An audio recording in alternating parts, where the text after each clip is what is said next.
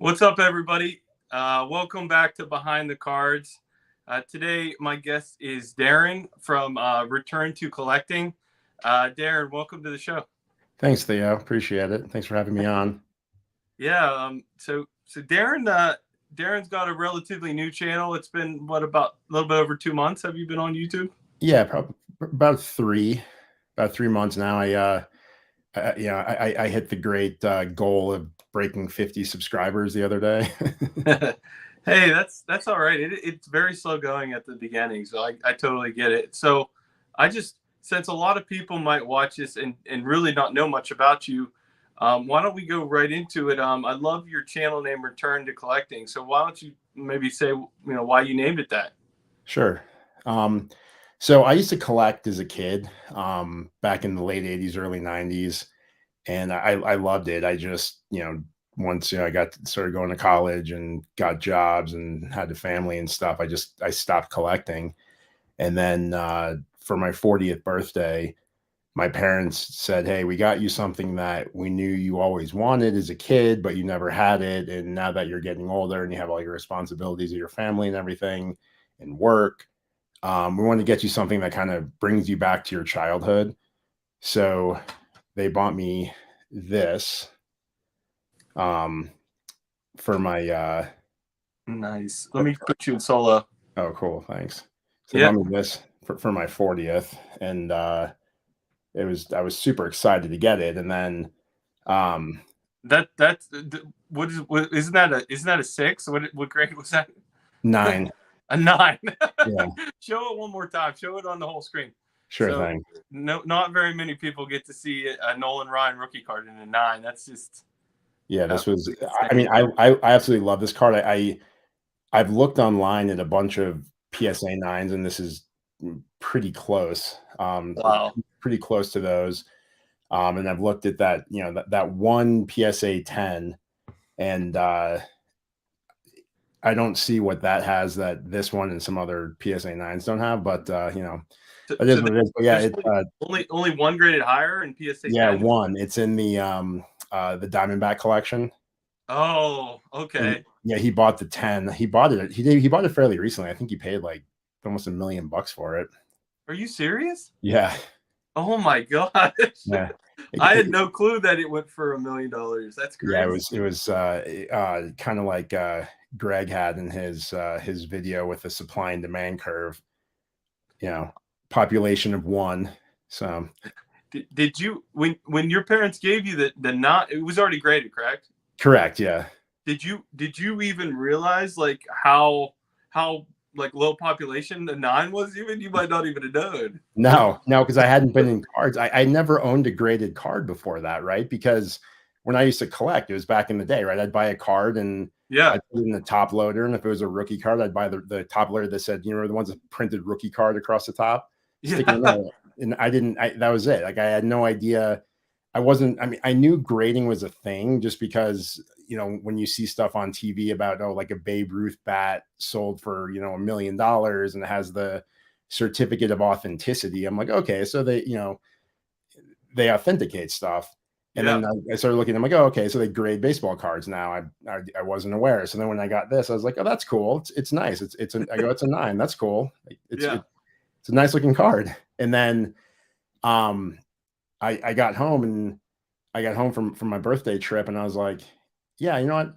I want to get back into this. I want to go look at some of the cards that I used to see as a kid at like card shows and in card shops that I, see and say, wow, that'd be cool to have someday. And just kind of check out what they go for. And that was back in early 2019.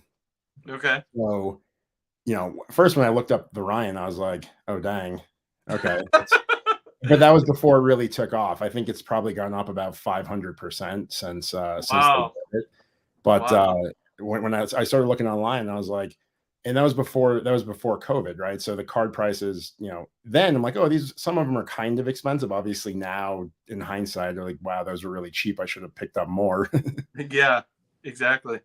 That is pretty insane because I was kind of the same way. Like I didn't see vintage cards really till I saw my dad's, and then like I saw like how low the grades were, and I was confused, and I was like, wow, these cards must stink, because they're like no, like you got a 9 off the bat. Like I was looking at like 4s and 5s, Right. and I'm like, I had to do so many videos to like learn about grading and stuff, because when we were kids, it's like it wasn't even a thing at all. Yeah, it wasn't a thing. Like when I was, yeah, when we were kids, like you'd see a card. Like if I went into a store and I saw like a 73 Topps Clemente, that's it. That's the card. I didn't say I wouldn't look at it and say, well, I think the centering is 45, 45% one way, and there's a gum mark on the back. I'd say, oh, the corners, the only thing I think we ever looked at back then was, oh, the corners are a little soft, but who cares? It's the Right. card.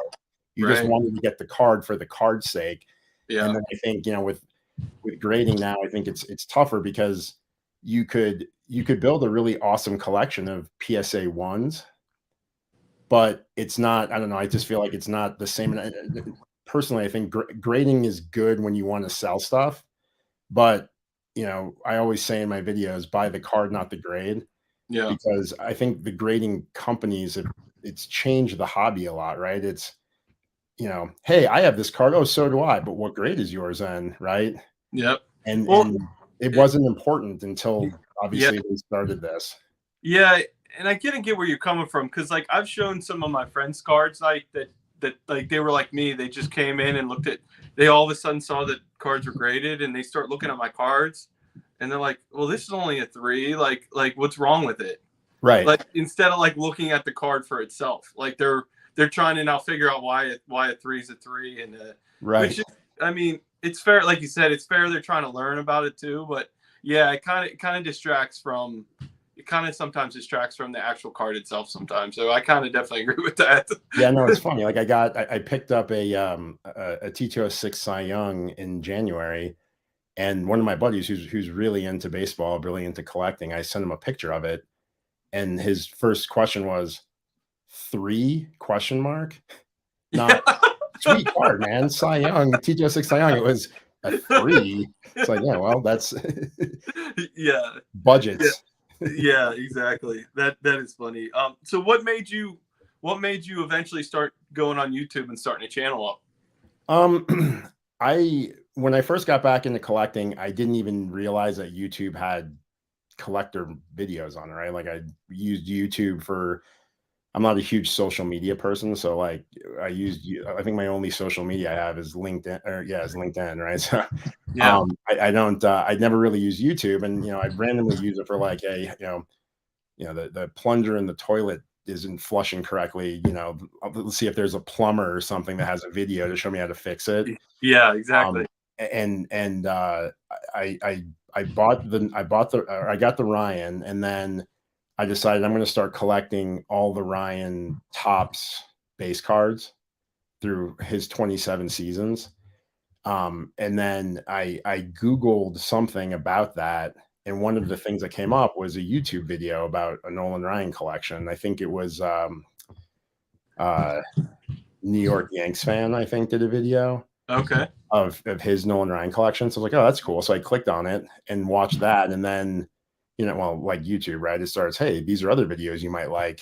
And I was like, Yeah. oh, wow, there's a lot of videos about this. So as I started collecting for a couple of years, I would watch a bunch of videos of different collectors and get ideas of, different, especially when I hit when I got my final Nolan Ryan card, I was like, okay, cool. Now what? Right.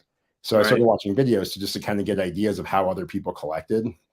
And then, I started collecting and decided, it would be fun to do my own video because my collection had grown significantly at that point. And, I was talking to my wife, and she thought it was a good idea to give that a shot too. So, Yeah. I did my first video, which was kind of based on what at the time was my favorite theme of collecting videos, which are the top cards in my collection. Yeah.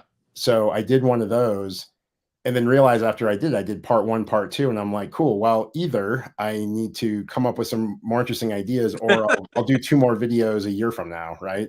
Yeah. You kind of did the classic mistake of showing all your great cards in 2 videos. Right. Well, that's actually, it's funny because I was similar. I said I'm not going. I gradually started seeing the YouTube community doing commenting, just watch her. And then I finally finished my Clemente run, and I was like, okay, I can come out now. I feel like I finally, have established my collection to where I want it at for the, to make a channel. And the first video was all 20 of the base cards for Clemente, and I did a countdown of them. And like you said, I was kind of like, well, 10 people saw it.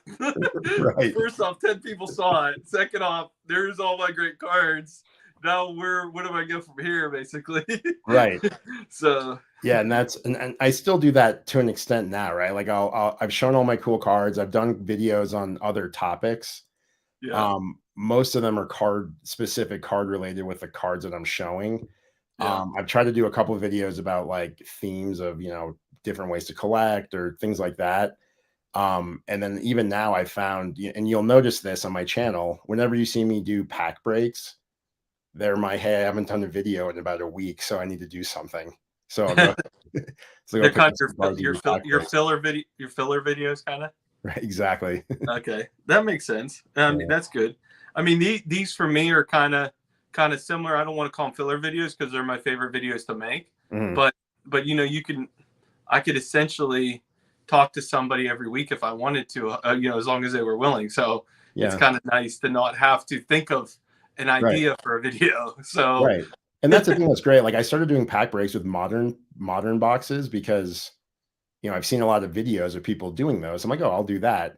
And I realized when I started doing that I have no clue what I'm doing when it comes to modern cards, right? I'm like, this card's cool. Oh, wait. This is a refractor. I'm sure this is worth something, right? yeah, Oh, it's a purple refractor. And then people comment, they're like, hey, the black refractor is really rare. I'm like, oh, cool. I probably should take that out of the box and put it in the top loader. So then after I did a couple of videos of that, I actually sent some of the modern cards because I was buying like weird packs, like Topps Museum collection and Pristine collection and stuff. And I'd send some stuff into PSA and I got pretty bad grades on most of them, especially they were like fresh out of the pack. So I was like, you know what? It's not worth it. It's actually cheaper and easier. And to me, more fun to buy packs of cards from the 80s and early 90s, right? Buy the junk wax. And I found that opening that, even if I don't get a good hit in any of those packs, it's just exciting because I'm like, oh, I opened a pack the other day of 86 and I'm like, hey, look, O.W. McDowell. I haven't heard that name in 30 years, but I remember when he used to play. So like I'd open the cards and to me, if I get a big hit, sweet, but I'm sure, it's not going to be a good card. Like I opened some 1990 Topps the other day and I said, okay, here's the cards you want from this set. And one of them was a Larry Walker rookie. And I'm like, whoa, I got a Larry Walker rookie. And it was like the side of the card. It looked like there was two cards and they kind of folded it a few times and just ripped it. Like it was the most shredded edge of a card right out of a pack. I'm like, oh, this will get like a 2. So, but again, it's fun because you open them now and it's nostalgic from when I was a kid, when I was like, hey, this is a card I wanted when I opened this, 30 years ago. And now I'm opening it and no, there's one there. So for me, it's more fun to do that. So like I say, it's a filler for me, but it's more, it's fun and it's enjoyable and it brings me back to my childhood. So it definitely isn't like a filler from a normal definition of something to stick in there because I had nothing else to show. Right. No, I think that's really cool. I think it's cool how you pivoted because I kind of saw that too. I saw you were doing modern and then you started recently doing the older cards. And then I was like, I'm going to ask him about that, but you kind of already answered my question on that. But I think I kind of had the same experience because my son wanted to open some modern packs and I had no clue what was rare. And I also was mispronouncing a bunch of guys' names. Right. And I felt like I was like, maybe I should be naming each player out of the pack because I don't know everybody's name. Right. Like I'm very local. Like I watch Pirates games, but I don't watch random teams playing. So right. Right. And like for me, when I open the modern ones, like I'd get cards. I'm like, oh, cool, a Justin Verlander card. And my buddies are like, yeah, that's like his 17th season card. Like, who cares? Right. Well, I know who that is. So sweet, right? Yeah, exactly. So I thought it was really cool that you had a couple of videos with your daughter. I think one she showed her Michael Jordan collection, and then recently she had a video where she showed some of her baseball cards that she started collecting. So how did that all how did that all come about? When did she start collecting cards? I guess the Michael Jordan collection was first. When did that all start? So the Michael Jordan collection, that we started that in 2020, I think. Yeah, it was during COVID. It was 2020. She started collecting it before, like, if you recall, with the card prices, they really started taking off probably around August of 2020, when people realized that their vacation funds weren't going to do them any good in 2020, right? Not going anywhere. Yeah. So the price started taking up then. So earlier in the year, when she was homeschooling, I basically would tell her, look, if you get, a good grade on the test, or you get a good grade on your report card, you could pick a card, and I'll get it for you. And she's like, I'd like to collect one card of Michael Jordan's from each season. And I said, okay, that's fine.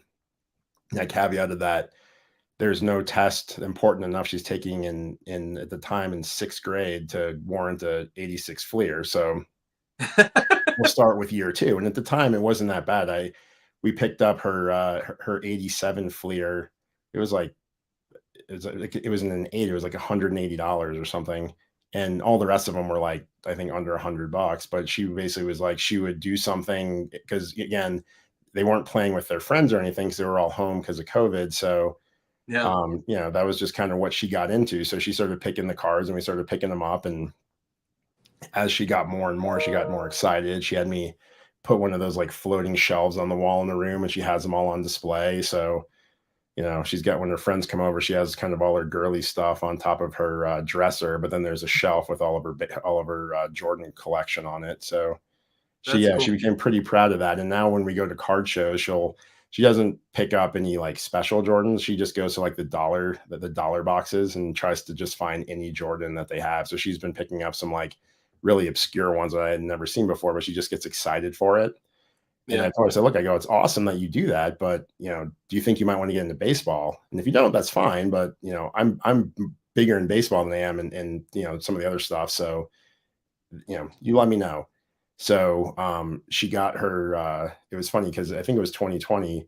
My dad asked her what she wanted for her birthday, and she said, "I want a Yogi Berra card." And he was like, Wow. "Whoa, that's the greatest thing I've ever heard." So he picked her up that her 58 Berra. He basically put a note on the back, and because it was for her 13th birthday, so he said this was the card. This was the card that came out from when I was 13. So this was, so I Nice. figured I'd get you this one. So she loved that. And then she's like, I want to collect Yogi Berra cards. I'm like, look, slow down, right? Like, that's not quite like collecting some like newer Jordans. Yeah. So we went to a card shop, and they had it was like an 84 tops Yogi Berra manager card. Hmm. So she's like, Dad, look, a real Yogi Berra card. I'm like, all right, well, we could pick that one up. That works, right? That's so she got that, and then she started picking up some random baseball cards, but she didn't really have a theme. And then last year when Judge was, we're big Yankees fans, so when Judge was going after the home run record, she got really into it, right? Like she'd text me, I'd be on a business trip, she'd text me, Judge just struck out again, didn't hit a home run yet. I'm like, all right, cool. Like she's getting real into it. So Yeah. she started picking up Judges, and she got his that true tops rookie, the one where he's jumping and catching. She Yeah. got that for her birthday, and then she'd use money that she'd get for gifts or earn doing chores, and she picked up a couple more, and then I got her that the one that looks like the 60 tops, like the Yaz rookie sort of. I picked Yeah. that up for her, so she's just getting super excited about it. So yeah, so then she was like, hey, I haven't done a video in like a month. I'm like, all right, cool, let's do your baseball card collection. That's really cool. My daughter's lukewarm. She's a little bit younger, but hopefully she'll catch the bug too. That's really cool. Though, what's your wife think about all this? She thinks it's cool. She's very supportive. Yeah, literally, I was at on one of my videos, I showed, I think it was from January, I showed that I got the 33 Gaudi Ruth, the yellow background, and the SGC1. I was at a show, and I called her. I'm like, hey, I've got this weird predicament. They've got the four cards, the four kind of goal cards I was looking for at the time was a Yeah. 33 Gaudi Ruth, a 38 Gaudi DiMaggio, a 39 play ball Williams, and a 51 Bowman Mantle. And I'm like, okay, well, if I find one, I'll pick one up. I'm definitely not going to be able to swing all four or even two at that point, right? So I Yeah. called her from the show. I'm like, I've got this predicament. They've got I got the four cards I'm looking at. They have them all in the conditions that I'm looking for. And she was like, and I was expecting to be like, oh, they're all pretty expensive. And she's like, oh, get more than one then. And I was like, sweet, thanks. I picked up the Ruth. I didn't pick up the rest, but I was like, that was cool. So yeah, she's super supportive of it. She's a big Mickey Mantle fan. They share a birthday. Oh, nice. Yeah. So when we're at shows, I like to pick her up some mantles. That's awesome. That's Yeah. awesome. I just have this one back here, the poster. Oh, But nice. yeah, that's I'll eventually hopefully get a couple more. They're Nice. expensive now. Any Yeah. mantle's expensive. I But got we were at the show. I picked up a 62, the one that has like the wood border. It was a uh-huh. 62 mantle. It was in a 3, I think. It Yeah. wasn't bad. The guy, I negotiated with the guy. I think he picked it up for like $275 or something. Yeah, that's that I the wood the 62 was the is the one that my dad had the whole set. And Oh, nice. yeah, and I have the I have a Hank Aaron in front of me from the set. But Oh, nice. yeah, this is from his collection. But That's awesome. when I first saw the cards, I'm kind of lukewarm about the set with the wood grain. Like I was kind of like, it's weird how sets like start when you first see them. You're like, I'm all right, it's okay, and then it starts working on you, Right. and like, it's one of my favorite sets now. Like I love the Right. wood grain. Like it's weird. I don't Yeah, know if you experience the same thing or not, but totally. I felt the same way back when I was a kid and the 87 top set came out and it had the wood grain. yeah, I'm like, why? Like I just don't like the look of it. yeah. I think that's normal though. I think for everything, right? Like, there could be a car that you like, and then they stop making that, and then they come out with a new model that's completely redesigned, and you're like, oh my God, that's so ugly. And then like a year later, you're like, dang, I really want that. Sweet. Yeah, I think so. I think so. And Clemente's wood grain card is one of my favorite cards. Oh, that's a It's beautiful classic. card. Yeah.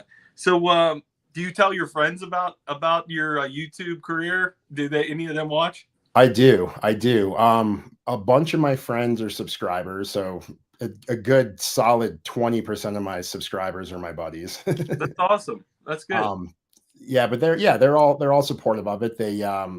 Some of them are really into collecting, and others aren't, but they think it's fun to watch. One of my buddies, his brother is like an old school YouTuber, does like financial videos, and I was talking to him over the weekend at his birthday. I'm like, hey, I heard you have 250,000 subscribers, and he's like, yeah, I have a little bit more than that. I'm like, nice. Wow. I have a YouTube channel. He goes, how many subscribers do you have? I go, 50. He's like, 50,000. I'm like, no, 50 period. He's like, oh, all right, well, good start.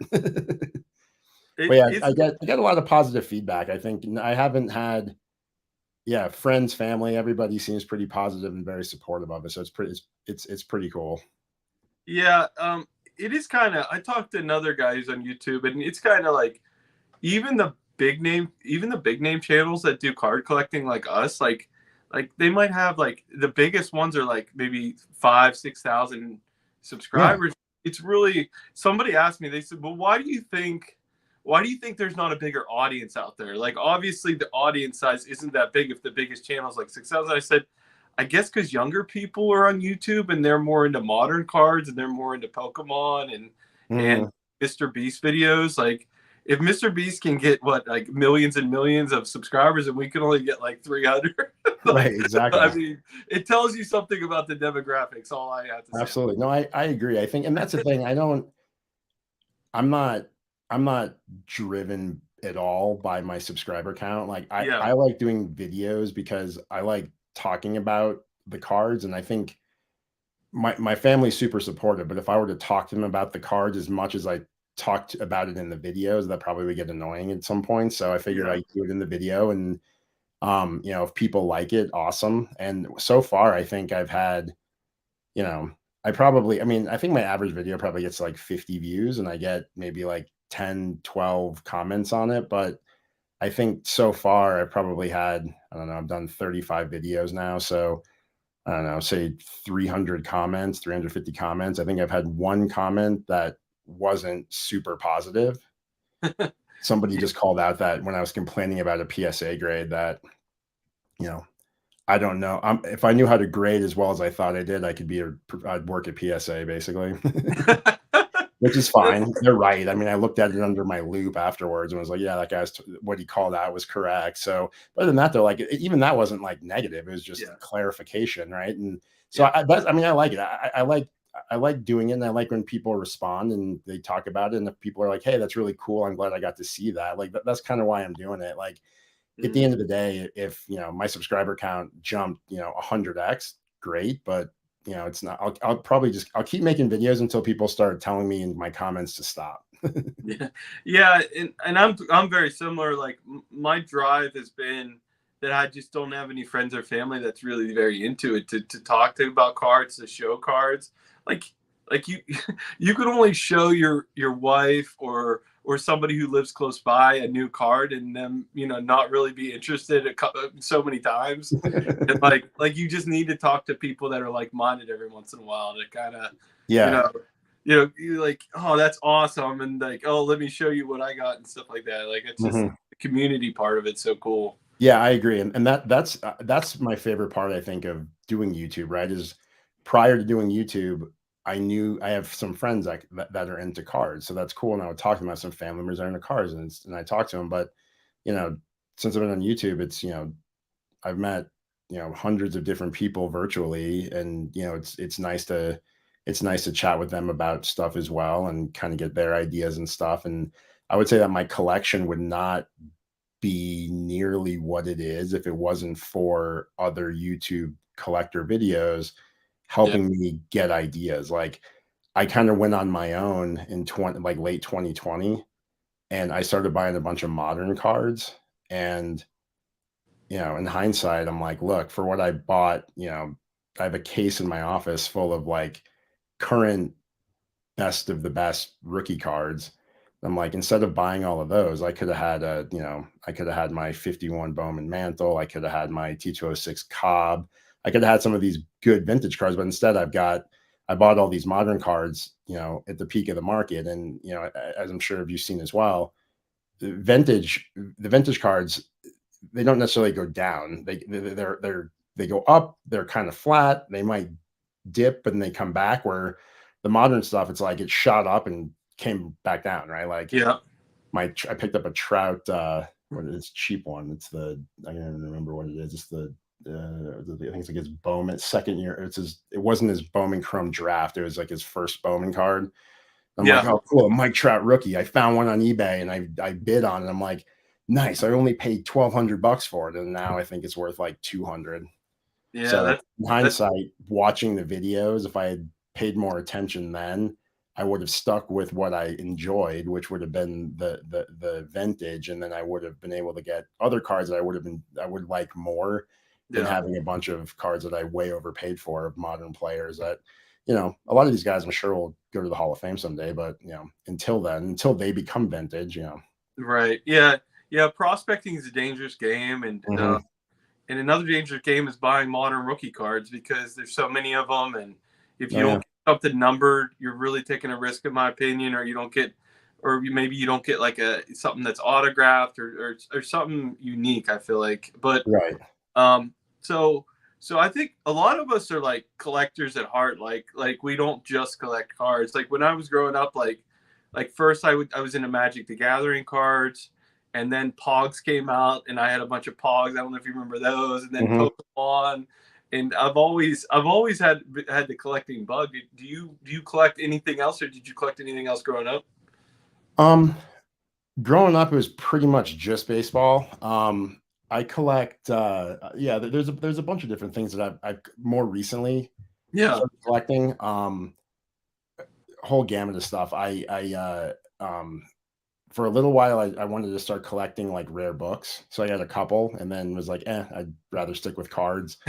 Um, I don't know if it's quite so much collecting, but I'm a big Lego guy. So what I do is whenever Lego comes out with the newest, largest set based on the number of pieces, I'll pick that up. So my office is basically consists of shelves of huge Lego sets or baseball stuff. Wow. Or sports stuff. So not necessarily just baseball, like well, there we go. This case right here is basketball, football, some golf.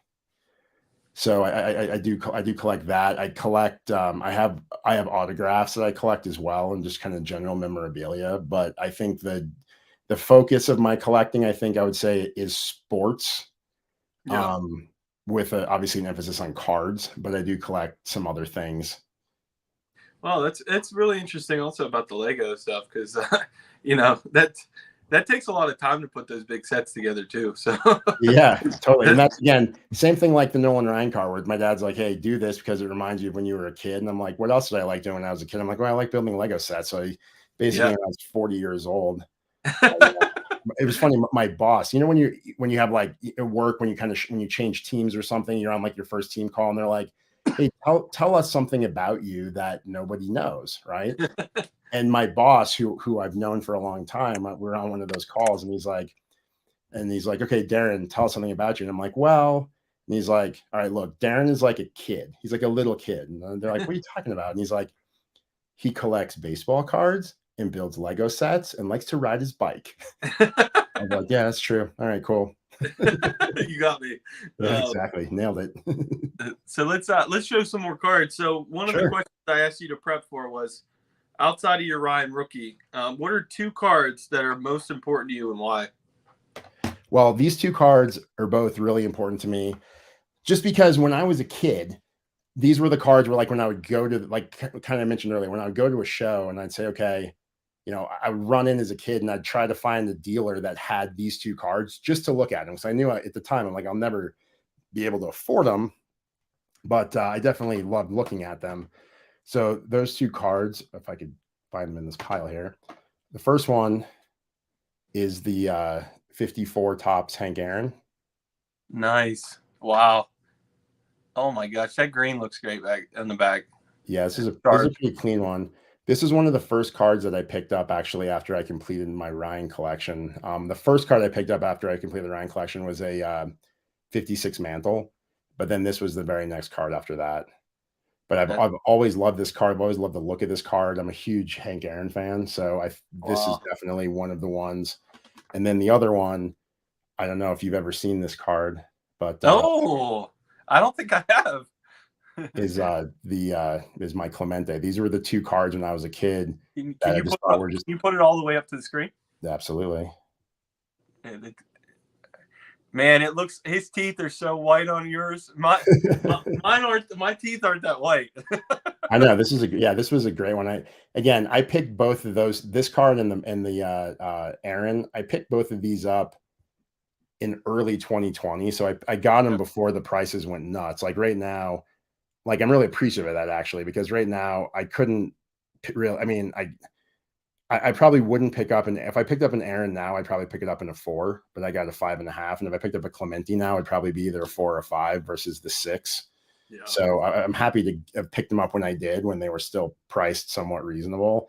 But yeah, but those are the two cards from when I was a kid that whenever I would see them on display, I was just kind of like, no matter what we're doing, I'd like run towards it and check them out because I thought they were just such cool looking cards. That's awesome. They both look very centered too.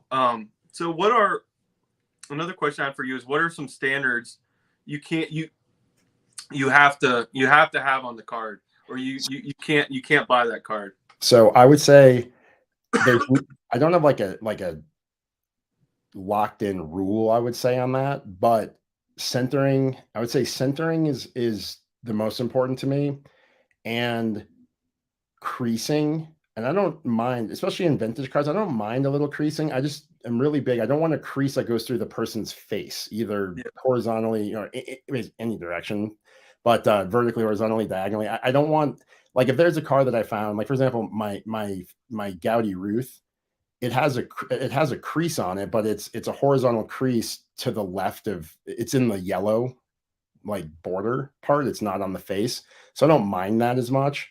I typically only break the centering and wrinkle rule for cards that I just couldn't afford if they didn't have that. Yeah. And Do I you, pulled do a you have couple. yeah, do you have any examples? Yeah, I got a couple. I got three here. So this one is an example of I went with this one. Centering sucks on it, but I just really love the card. Wow. So this one, it's a 4.5. It's a pretty clean looking 4.5. It is obviously pretty off centered. Yeah. And then I think what also kind of drove the 4.5 is there's you can see that there's like a wax stain on the back there. But the back actually is pretty centered. I always thought that's interesting how you could have a card that's perfectly centered on one side and way off centered on the other. Like how did they put that thing together to get cut like that? But yeah, this is an example of one of my off centered cards. I was willing to take the hit because I got for the price I paid for this. It was I basically at the time I paid like a three and a half price for a 4.5. So The I was registration on that's really sharp. yeah, no, it's yeah, I really when I saw this for the price, I had to pick it up and I'm like, look, to myself, off centering is big to me, but the card was just it was really clean with the Yeah. off centering. So I had to pick it up. This next one is just kind of general bad condition. It's wrinkled, but it's old, right? It's a 1909 E97. Dang, this one's got serious glare. 1909 E97 Willie Keeler. It's an older. I don't know why it's like in plastic. It's like in a plastic sheath inside the.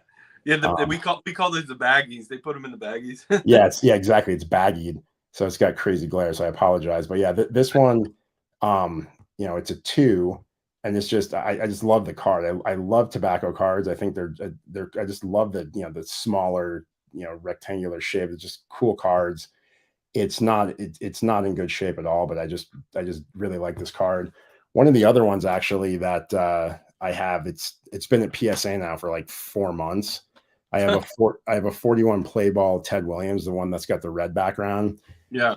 It's like I'm expecting to get an authentic altered, but I just wanted to get it slabbed so it wouldn't get worse. But it's like that's really my worst condition card. Like the corners are completely gone from it and there's like pen marks on it and I think there's like a couple of wrinkles through it, but I just love it. And then this was my last one Oh, that's my bad shape card. Is thatch. my 53 Satchel Page in a one. This one when I saw it at the show that I bought it at, I was like, I walked past it twice. Said, how is that a one? Like, yeah, it's definitely not like a nine, but how is that a one? And then I noticed right there above his hat, there's a pinhole. Wow. And usually for me, like cards that are ripped are no go, but it's such a small pinhole. And the 53 tops, they're larger cards. So Yeah. when you have a pinhole in one of these larger cards, it's almost like you have to look for it to even see it. So these were my three cards in my collection that I absolutely love, regardless of the condition that they're in, or centering or wrinkles or anything like that. Yeah. I got I have 153. It's a groat, and you have to because since I didn't see these cards as a kid, I'm seeing them now, and I'm like, when you have that bigger card in your hand and you see it and you see the design, I like the fact that Top Three made it. Like it was just like I could see why so many people that's their favorite set. It's just great. Yeah, no, I love the 53 tops. Once I complete, I've got a couple lists of cards I'm going after right now. But Yeah, once I complete those, I definitely want to pick up a 53 Jackie Robinson, a 53 Mantle, a 53 Mays. I love the 53 set. yeah, it's so nice. Um, so another question that I gave you a heads up on is what's an autograph or a memorabilia item that you have that you really like?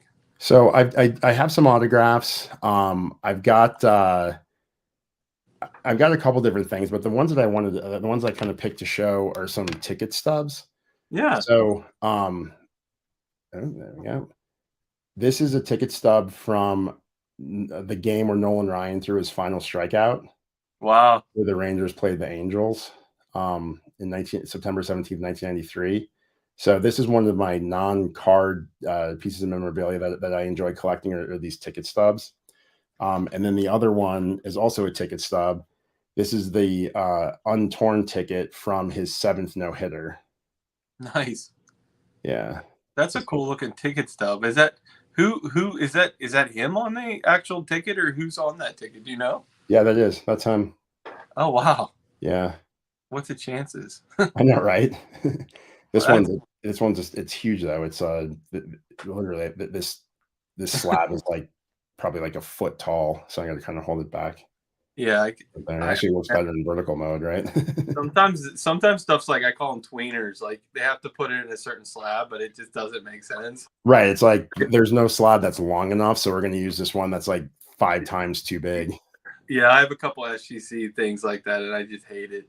But Huh. um, so do you? I know you typically do buy a lot of PSA. And, you know, you have SGC too, but do you register some of your cards just to do it, or not really? No, I'm not really into the PSA registry. And I mean, I like to look at the PSA registry, like when I'll go on it. And honestly, I do like looking at some of the folks that have their collections on there. There's a collection on there. It's called the Lone Star collection. And I looked through that and it was incredible, right? I think it was the book, the 300 most important cards of the first 100 years of baseball, Yeah, or whatever. yeah, There's a registry of those cards, and there's a guy that has all of them. Like, he has a Ticho 600 Wagner, he has a 52 Topps Mantle. I think his Mantle's a 9. Like, I looked through that, and it's cool to look through it and see these interesting cards, but I don't register mine because I try to buy. I don't care who grades it. yeah, I try to buy the card that looks the best, right? So for me, there's registries. Like, I can't do the Nolan Ryan registry because my most important Nolan Ryan card's an SGC, right? right. So I don't actually register on it. I just I look at them. It gives me some ideas sometimes of cards I might want to pick up, but I don't register it. I figure if I want to show my cool cards, I'll wait until next January and do another top 50 in my collection video or something. No, it makes sense. You kind of use it as a checklist. Mhm.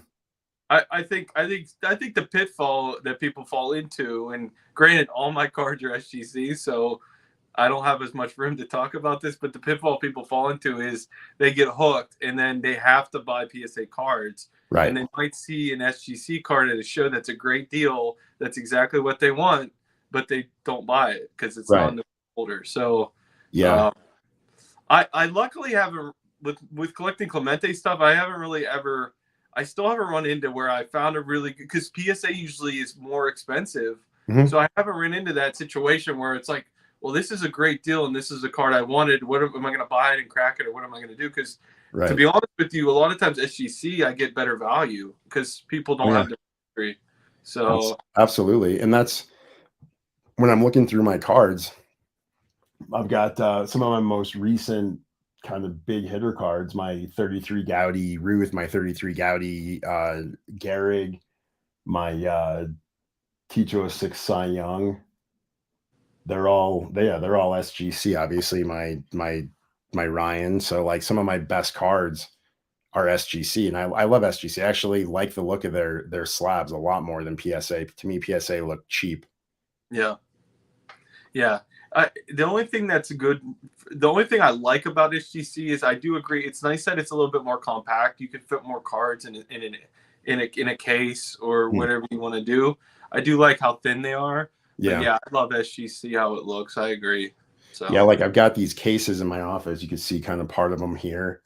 yeah, The SGCs, like the PSAs, just go all they just kind of fall in and line up. The SGCs, I kind of like have to tap them because they're the case is the exact like height of each shelf, so like they don't just slide in.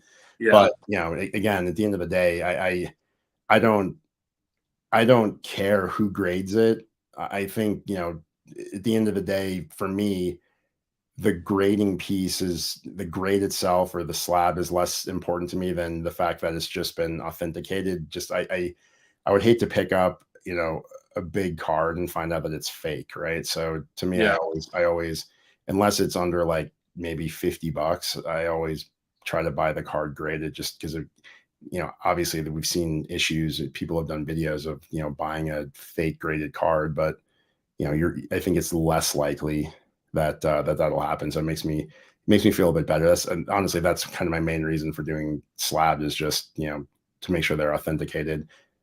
yeah. I 100% agree. a majority of my higher end cards I've bought already graded.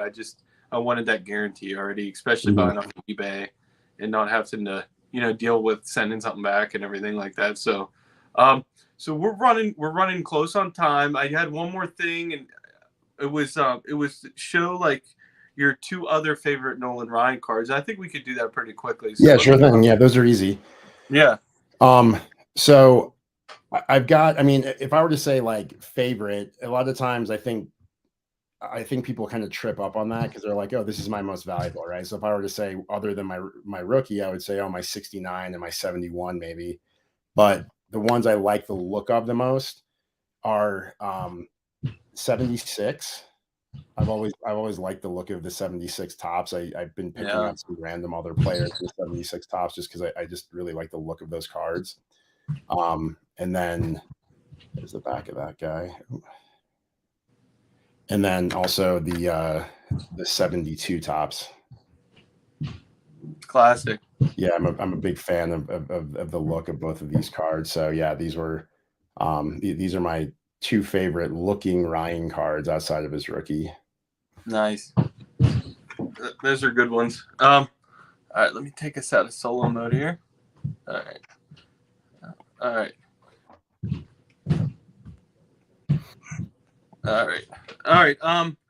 So you're going to the Nashville this year, right? I think I am. Yep. Nice. Yeah, I'll be there too. I'll be nice. there. Yeah, I think Thursday, Friday, and Saturday. Nice. Yeah, we're flying in Thursday, going home Sunday morning. But yeah, no, I look forward to meeting a bunch of people. A bunch of the YouTube guys. Yeah, I'd definitely like to meet you there and everything. Absolutely. And I heard on Thursday there might be a YouTube event, so I'll have to. Cool. Yeah, I'll have to let you know. It'd be cool to all hang out afterwards. Yeah, that'd be awesome. Well, I always end with 10 questions in a minute. Let's do it. You think you were going to get out of it? No, I'm ready. Let's do this. All right. Just like a Nolan Ryan fastball, you got to be quick. Oh, yeah. All right. I'll start the timer after I read the first question. Okay. All right. What's the best mascot in sports? The Philly Fanatic. Coffee or tea? Tea. Brady or MJ, bigger goat? MJ. Best top set of the 60s? 1969. What's an overrated vacation? Cabo. Best hitter in MLB history? Ted Williams. Best game in the casino? Craps. Favorite sports team to watch? Yankees. Best sports movie? Field of Dreams. What YouTuber would you like to meet one day? I just met him. You won. You won the game. Boom. You actually had a lot of time left. I did give you a couple, one or the other questions. Craps is my favorite game too, but it loses me the most money the fastest. Right. It's oh man. My wife likes roulette, so oh nice. I'll tend to go with her over there after I lose all my money in craps. That's awesome. Well, before we wrap it up, did you have anything else, man? No, this was great. I really do appreciate you having me on. It was really nice to meet you. I know we chat a lot in the comments on each other's videos, and it's nice to meet you virtually. And I do appreciate you taking the time to have me on again. Absolutely. And this was all about talking to some guys that might not have ever done a live yet, or didn't get to, weren't a big enough channel yet to be involved with lives and stuff. And I think everybody should be included. And hopefully one day we can get in a live together too, whenever maybe me or John host one. And, yeah, that'd be great. Cool. We'll definitely invite you then, man. Awesome. Thanks, Theo. I appreciate it. All right. Well, hey, everybody out there, I appreciate you guys watching. Darren has an amazing channel and an amazing collection. So give him a look, give him a sub, and let's get him over 100 subs. That'd be really cool to see one day. Yeah, so, thank you. No problem. All right. Well, thanks everybody for watching, and I'll see you on the next one.